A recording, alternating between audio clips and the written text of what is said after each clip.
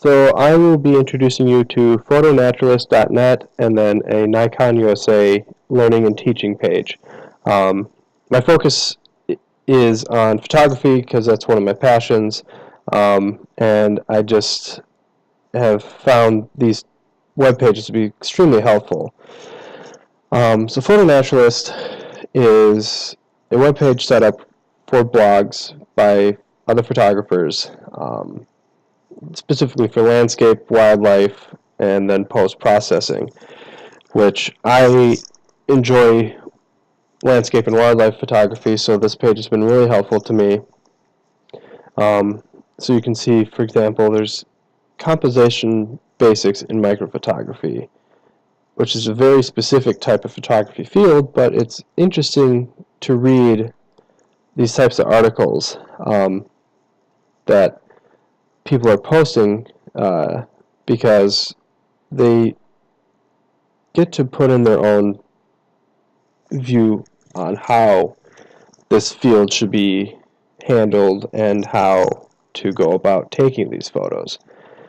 All these articles are very similar in the sense that it is very personal to the person writing it, but they're also trying to help photographers expand what they're doing. And I just, with how interpretive this field is, it's so amazing to see all these different photographers sharing their knowledge, and then in turn I can try and expand my field by trying out these techniques that they are sharing. Unfortunately, this is their last article or blog that was posted, and they've kind of switched to Twitter, and that's where they are sharing information now. So we're going to switch over to the other website that is very similar, except it's hosted by Nikon, and it covers tips and techniques, inspirations and ideas, products and innovation, and some other areas. But what I really enjoy about it is that they have hundreds of articles, and you can filter by the type of photographer you are. And then, so I'm currently in tips and techniques, and you can see, so there's how to use long exposures to create compelling photos of moving water, which is very interesting to me because I'm currently trying to do this with my photography.